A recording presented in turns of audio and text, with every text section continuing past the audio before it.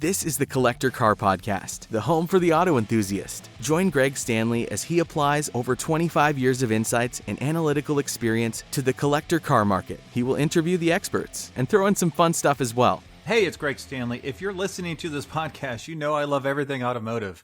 This passion has expanded to include being a car specialist consultant for RM Sotheby's. So if you need assistance buying or consigning a collector car at any one of our online or live auctions, including Scottsdale, Amelia Island, or Monterey, you can reach one of our car specialists at rmsotheby's.com, or you can email me directly at gstanley@rmsotheby's.com. Metron Garage is a company designing unique garages, condos, and other structures specifically for the auto enthusiast. They've got 8 models to choose from, including 2-story options, which I think is super cool, all with a very modern look and feel to them. And they come in all sizes, and they're fully customizable. You can check out them today and start speccing your own ultimate garage at metrongarage.com, where you can request a catalog or talk to someone to learn more. So be sure to check it out. I just want to give a quick thanks to Euro Classics for sponsoring this episode. Euro Classics is all about collector cars, from servicing your new BMW M5 to prepping your Porsche for the racetrack to executing a total restoration on your favorite classic. They do it all from routine maintenance to performance upgrades to appraisals and everything in between. You can learn more about its owner, Dale Oaks, by listening to episode number 65 of this podcast. And you can find Euro Classics in the Kentucky, Ohio, Indiana service area and online at euroclassics.com. Classics, CLASSIX.com. Hey, it's Greg Stanley with the Collector Car Podcast. I'd like to welcome Brad Phillips. Brad, how you doing today? I'm doing great. How are you, Greg? Thanks for having me on. No, I'm doing great. I appreciate you live streaming with us. We're actually on RM Sotheby's, and you are out of wonderful Tacoma, Washington. Now, you're the executive director of America's Car Museum, and we're going to have a lot of fun tonight talking about the ultimate garage of Santa Claus. So if you would, tell us a little bit about what you do in your car world out there in Tacoma. Oh, my God. Well, somehow I found myself with the greatest car guy job on the planet, because we've got about 300 cars in this 165,000 square foot building in downtown Tacoma, Washington. And it's utterly fantastic. This is our 10th anniversary. And when Greg approached me about this, hey, Santa's Ultimate Garage thing, I knew how quick and easy it would be to say, I can pick 5 cars right out of this very collection. And this is going to be cool for everybody, because I've got this totally hokey rolling beverage cart that my laptop is on. And I believe that the Wi-Fi is tested well enough to where I can roll it around. And we're going to be talking about 5 of these cars. And I'm obviously standing in front of one of them right now. So I'm very excited. That's totally awesome. One of the best things about live streaming is seeing what actual catastrophe happens. So we're primed for that. And we've done a lot, and Greg, we've done a lot of these things together. Yes. So it's really fun. We've done some really great valuation showcases and all kinds of fun stuff like that. So I always love it when I can play with my friends at RM Sotheby's. So thanks again for having me on. Yeah, and a quick shout out to one of our watchers right now, your friend and mine, Mark Green, also up in the Northwest there. He wishes us a happy ho, ho, ho from Cars Yeah. So thanks for joining us, Mark. That is awesome. Great. Yeah. All right, so what we're going to do here is we are going to pick 10 cars. You're going to pick 5, and I'm going to pick 5 that are going to be in Santa Claus's ultimate garage, all right? And you have a Christmas tree behind you, so I'm thinking that this might be one of the cars on your list. Yeah, I love these topics because it's just as subjective and ill-defined as anything we've ever come up with before. So this is really perfect for you and I think. So yes, behind me, it seemed absolutely perfect to start with our 1906 Cadillac. And the technical name, because I've got some notes here that Renee Christ, our manager of collections, notes, man. Come on. I don't have a desk I can hide behind, right here. But it's a 1906 Cadillac, and it's called a Model M Tulip touring car. And I know that some people are watching this live, and some people are going to be just listening to this on your podcast. So let me describe this majestic vehicle to you. Give us a visual picture. Yeah, it is a white-bodied, and it is a tulip body, which means that it's a front and a rear seat, but they swoop upwards in this beautiful splendor of white paint and then a blinding red interior. So it's just gorgeous. I think Santa would have picked this. This is what we officially call our Santa car. So when we have kids come to the museum on the weekends, like this past weekend, we've got a camera set up, and our resident Santa Claus sits up here, and the child, because of COVID precautions, has to stand patiently next to him, which they don't understand, but this is what we got to do. And we're having a lot of fun with it. Some interesting factoids about the 1906 Cadillac. Sure. My early pre-war stuff. This was kind of a little fakey-do by Cadillac back then, right? Ah. Because at this point in history, you know, the automobiles were being modernized a little bit, right? And this still had a big honking, like 100 cubic inch single-cylinder engine sitting under here, under where the driver is. Wow. But if you'll notice, and if I could turn it a little bit, like, look, we're mobile. This is like having a guy on a Steadicam, right? You'll see it's actually got a front hood area. It's a total dummy. Like, there's no engine under there. Cadillac just styled it that way to make it look like a more modern variant, so they could sell the rest of these, you know, powered horse wagons. So anyway, I think it's fun. I think it's a pretty iconic car, and you know, like most of the cars here, runs and drives. That's so awesome. Try and get that in, but a good kickoff for Santa's workshop here with them. No, it's fantastic. And you said it's what, the Tulip model? I can see the pedals. If you're looking at it from the side, you can totally see the pedals of a Tulip. I never connected the dots on that. Yeah, well, I'm here to educate, you know, so now the more you know, right, Fred? Yeah. And so a visual picture, this one's white with red interior, and it has a Santa's bag in the back full of presents, a red bag, and a Christmas tree. So you can't start this off with probably a better visual picture of what we're trying to do here. And there's ho, ho, ho. Yeah. The sign that says ho, ho, ho. Well, that's incredible. You can't get any better than that. All right, so we're going to take a slight detour and look at one of mine, which isn't nearly as awesome as yours from presentation standpoint, but I am going to jump to also, ironically, a Cadillac. I actually picked a 1959 Cadillac Barretts, and if you're watching us live, you'll see I have a picture from rmsotheby's.com. It's a beautiful black with red interior. I believe, correct me if I'm wrong, you might know this, but I think the word Barretts, the name Barretts, was actually named out of after a town in Spain, and they made these for, at least initially, for 3 years, 57, 58, and 59. And they all came with a parade boot, so while Santa's driving down the street, he can load all his elves in the back and take them for a little spin. So you have any comments on the Barretts? Are you familiar with that car, or do you like the car? I am. It was the highest point of Cadillac styling of the era.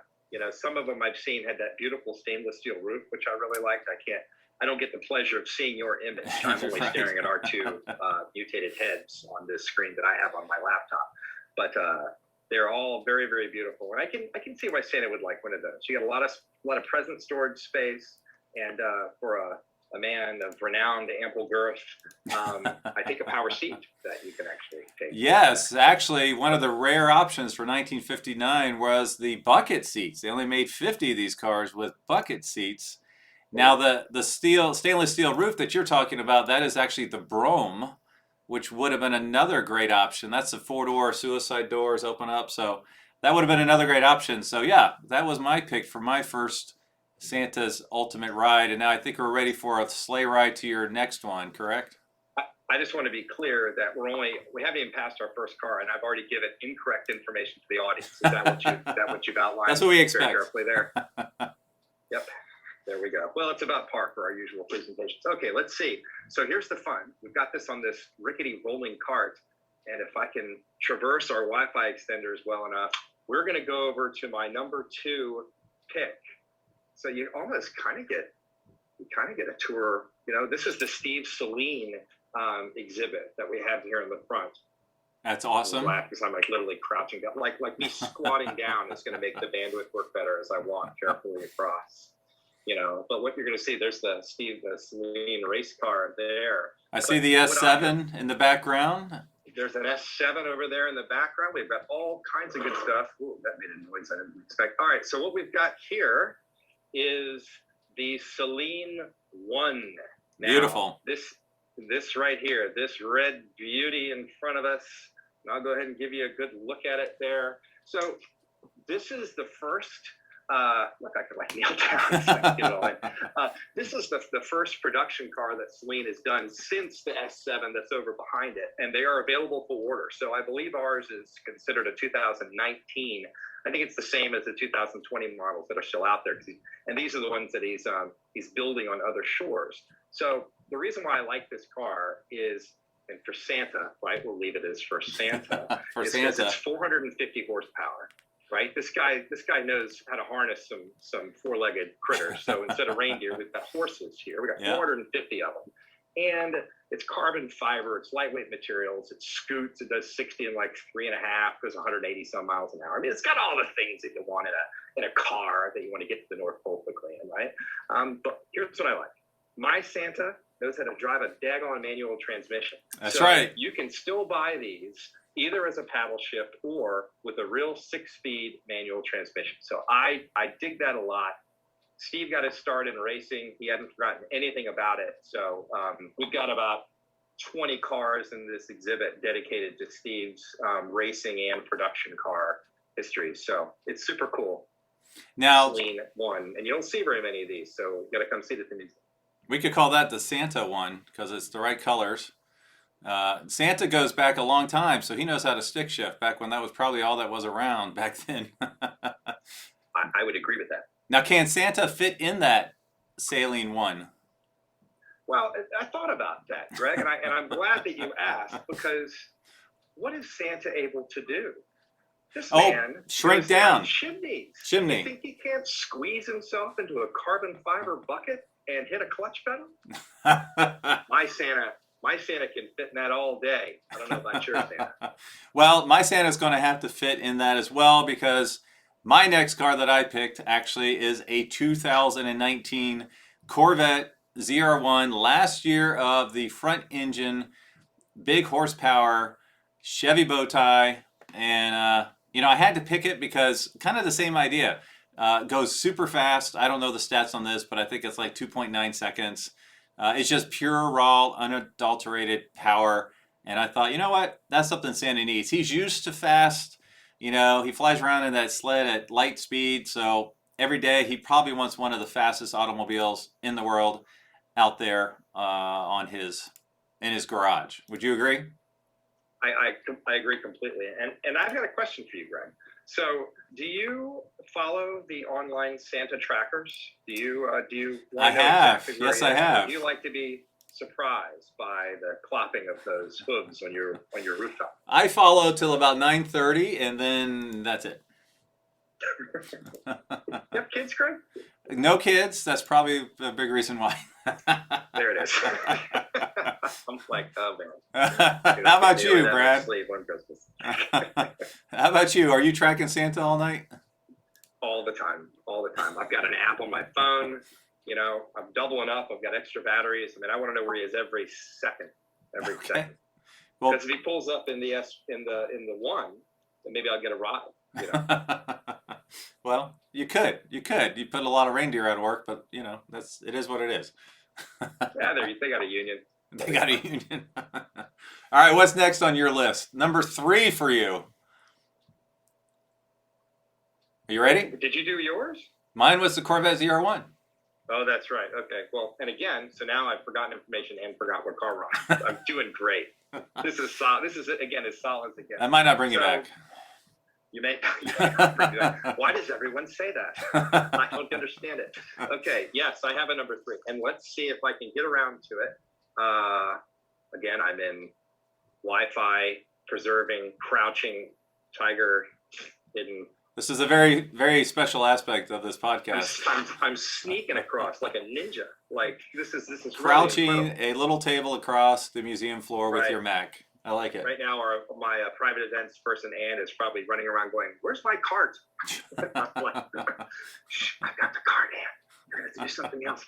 All right, hold on. This is perfect because now what's going to happen is we are going to sweep. And isn't this a beautiful building? Oh yeah, nice Look at shot of this. the building. So now, Yep. look how I swing right around.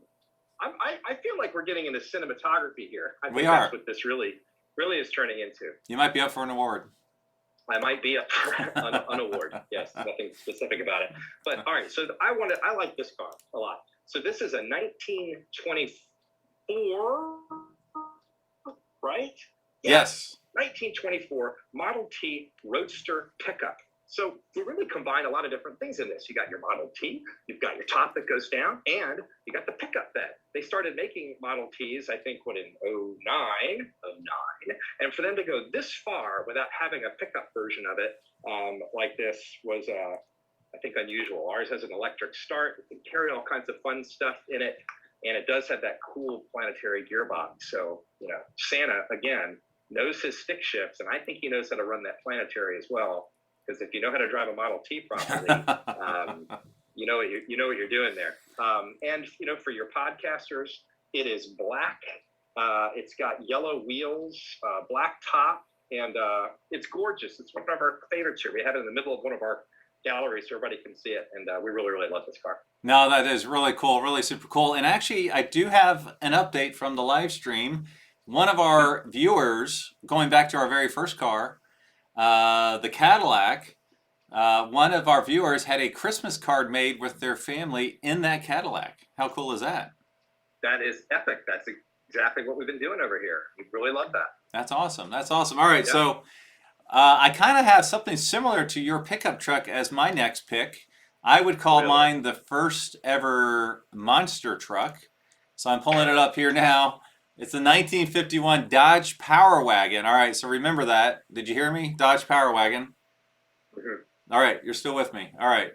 And it's red with black fenders, red wheels, just gorgeous. So same kind of idea, Santa up there in the North Pole, when he's got to get some work done that doesn't involve elves and Mrs. Claus is asking him to do some honey-do lists, he's got to have that big Power Wagon 4x4 to get the job done. So that's what I'm picking for his ultimate garage. What are your thoughts on that? I love it. Love the Power Wagon. It's totally cool. Now here we'll do a comparison. So you could buy this car in 1924 for $345. That's American. How much was a Power Wagon? I don't know, but a lot more than that. Jeez, I thought you could Google faster than that. Come on. This whole thing might crash if I Google. See, look, you've done so Greg's done these great podcasts before about comparing the price of cars to their value in gold bullion, which I think is fascinating. So you're always really good with the valuation stuff. I think that's great. So I swung and missed on this one. So let me tell you what. There's another fun thing about this. There are actually there's an aftermarket part on this. It's a period aftermarket part, and it's got a set of springs, extra helper springs on the suspension, so if you can carry heavier loads or handle bouncier roads and stuff. And I love the name. They're called the Hassler. Pre David Hasselhoff. Right. The Hassler. So I think if you had a Model T Roadster pickup, Hassler edition, it was really something back in the day. Now, weren't these Model Ts, like the engines were used, like they would just, all sorts of aftermarket accessories so that they could run like a sawmill, right? Like these Model Ts were used for all sorts of stuff by just plugging stuff into that engine, right? Well, absolutely. And, nobody ever threw anything away. So if you've got, a farmer with a Model T and the body goes to pieces or it breaks in some way, they pull the motor out, sure enough, and it's running a water pump or something. And there are farms all over the country that still have Model T engines. They're incredibly robust. I think they have 3 moving parts somehow for a 4-cylinder. I'm not sure how they pulled that off, but it's a very low amount of them. And I was part with a buddy of mine, Brett. I got to be part of him rejuvenating a Model T that had been stored, I want to say, for 60 years. Like the thing had been off the road. The tires were completely flat. We pulled it in the garage, and with the most basic of hand tools and some ether, we got it running. I mean, and it just made this tremendous noise and blew this huge, 60 years of bird nest out of the exhaust. Like it was so comical, but it just sat there, chugging it. I mean, you just can't kill these things, and they're iconic. They're part of American history, and really they're part of world history because of the production techniques that are involved in how they're built. So super cool, and we're honored to have them here. Yeah, you can fix it with a hammer. So very true. All right, what's next? Let's get the walking crawl tour of the next car. Okay, so let's see if I can do it this way. Oh, I didn't. Did I tell you I was going to sing? No, you didn't tell us we were going to sing. Here we go. So we're going to go back to something slightly more modern and sporty. Oh, yeah. And so this is one. If I can get this on there, I didn't get it exactly framed right, but you guys get the idea. So what we've got here is a 1968 Alfa Romeo, and it's one of my favorite Alfa Romeos because it is a Giulia Super, and it is a 4-door. And I will maintain that Santa occasionally needs something with 2 rear doors and a roof on it, but he still likes to smoke along. And this one, you can tell, is a little bit hot rodded.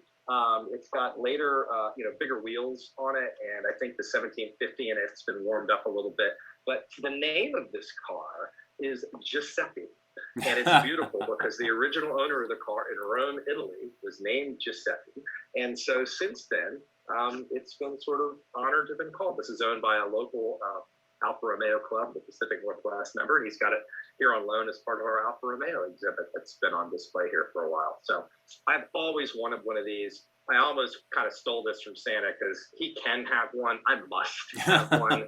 And I love Alphas. And, it's every bit as fun with that 5-speed 4-wheel disc brakes and roary exhaust. You really can't go wrong with the Giulia Super. You can probably speak, they've gotten a little expensive over the past few years. Every time I get interested in something, it's just tripled in value. So my timing is just always just impeccable. But So you need to another good Santa pick. Need to pick out whatever's not worth anything right now and buy it. Well, you're already doing that, aren't you? Oh, you're not. Oh, excuse me. Saab 9000 manual transmission Arrows from the 90s are a hot ticket. They are. They're a hot ticket. They are a hot ticket. Well, this one surprised me when you picked it, mainly because it's a 4-door, but I like your reasoning for picking this for Santa. And Santa is global. Let's not forget that. Well, and can I say one more tiny detail about this car?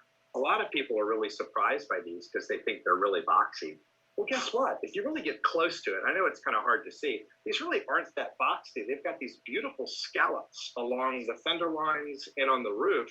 And aerodynamically, this has the same coefficient of drag, if not a teeny bit better than the same year Porsche 911. Wow. So. Yeah. Huh? You don't have to say anymore. There's another factoid for you. Now, is that the factory 4-leaf clover logo on the side there? Is that correct for that model? I think that was added as a tasteful upgrade by the owner, but certainly the 4-leaf clover has played heavily in like Alfa Romeo racing and all its top models of cars. How do you pronounce it? I'm going to butcher it. The Quadrifoglio. That's like pretty that. good. Yeah, I think you're right.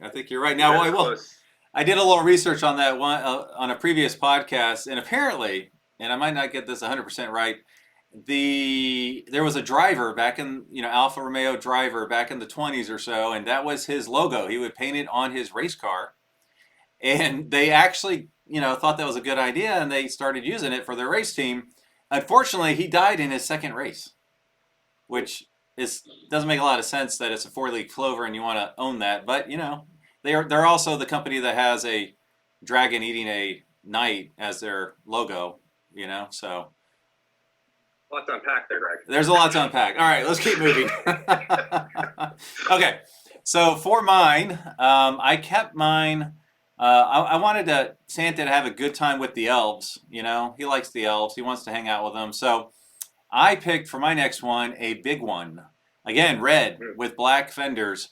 A 1936 white model 706 Glacier National Park tour bus. So picture this gorgeous bus from the 30s. Thank you. A canvas roof that you can roll back. It looks like it probably has, I don't know, seven rows of seats, 4 doors on either side, plenty of access. Absolutely beautiful. Used in Glacier National Park. They also had a version that was used in Yellowstone that were ironically yellow. So that is my pick. What are your thoughts on that one, Brad? I think that's super cool. And actually, since I'm glad you made the differentiation between the Glacier Park ones and the Yellowstone buses. They were very similar, but they were painted differently. And I do a rally every year, or most years, the Coker Tire Challenge in Chattanooga. And Corky Coker has always hosted everybody at his house for like the final banquet kind of thing. and he has one of those big the yellow buses, convertible with the canvas top off and everything. And when we parked for our like end of rally car show at the bottom of the hill at his family farm, he comes down this big winding road and picks us all up in his Yellowstone bus and takes us to the top. So over the years, I've got a bunch of miles in those things. They're really pretty fun. Oh yeah, they're so cool. And we've many times we've had clients that want to buy one for what at the time was market value, 150 grand or so.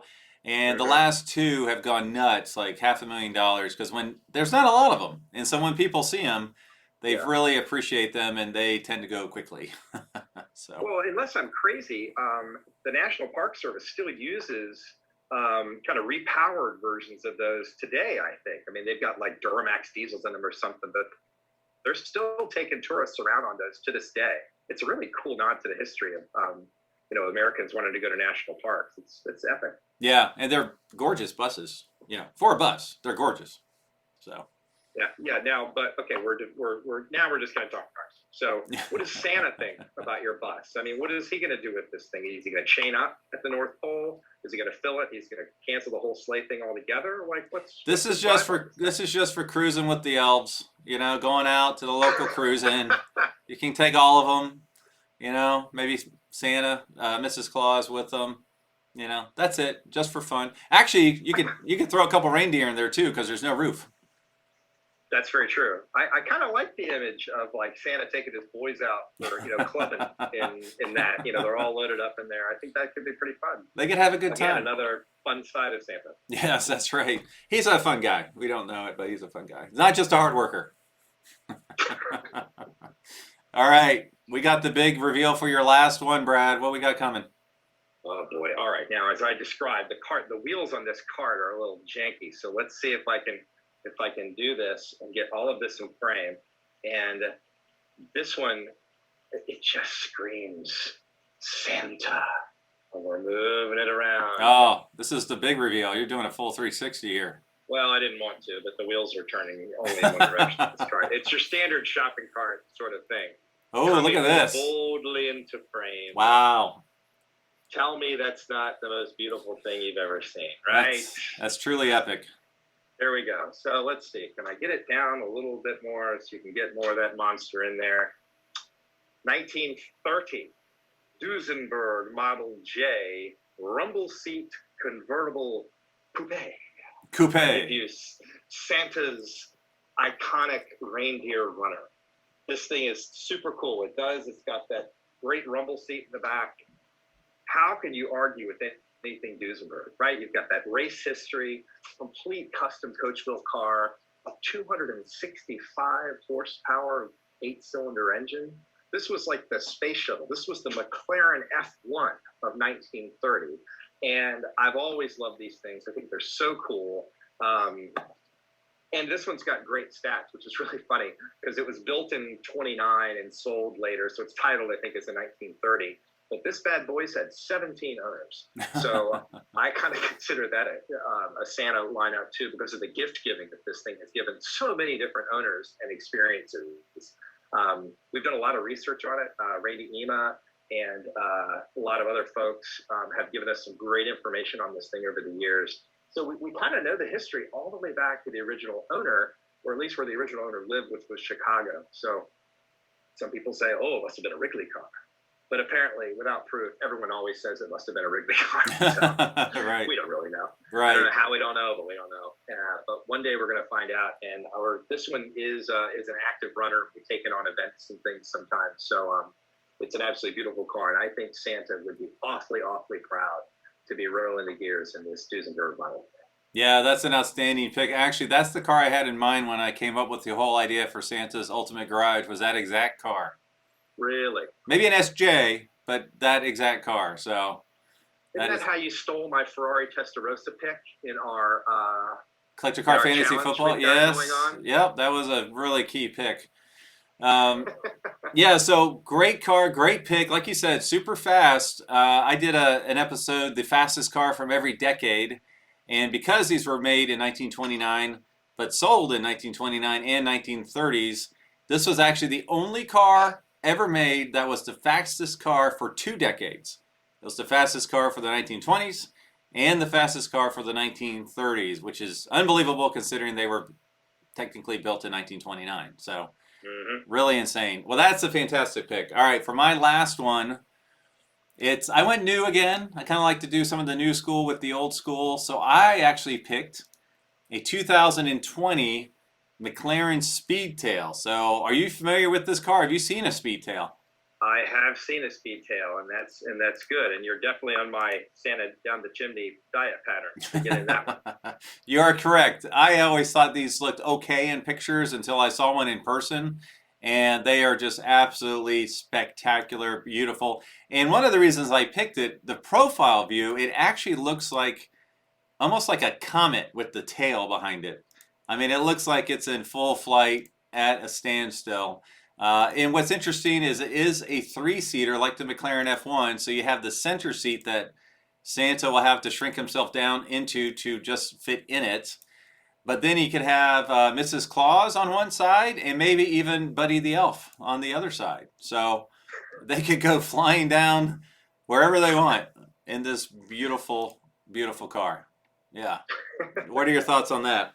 You can't beat that. It's great. And I think it is fun. Because, like we were saying about, in its where it landed, this was that car. This thing was a McLaren of 1920, 1929, 1930. So I applaud your pick. I think it's fun. I mean, what are we trying to do here? It's Santa. Santa loves all things. He loves all people. He's got to love all different kinds of cars. So I don't think we could lose on any of these picks. Now I have to ask. Is there anything we missed that's obvious since we've been doing this that you thought, man, why don't we pick that car? I think we're pretty... For Santa? For his ultimate garage. I really debated throwing a Unimog in there, but you had it covered sort of pretty well. With the Power Wagon? With the Power Wagon. I thought that was pretty good. I feel like we ought to have something like out of Eastern Europe for some reason. The cold, or Russia. I don't know. Something else. Could be, a Skoda or something, some kind of Lada. I don't know. One of those really out there. You could go a lot of directions on this thing, but it was a really fun topic, Greg, and I appreciate you asking me to come out here. And it was really fun. This was actually the first live stream I've tried to do moving around in this upper showcase gallery. And I hope that this has stayed live and happy the whole time. I think the wheel pieces worked pretty well. And we did this late enough in the day to where I don't have, usually there's hundreds of guests milling about in here. And maybe we'll try this sometime with a whole lot of distractions. It could be fun. We'll have to do it again for sure. Yeah, that's awesome. And before we go, tell our listeners and our viewers what's the best way they can visit America's Car Museum.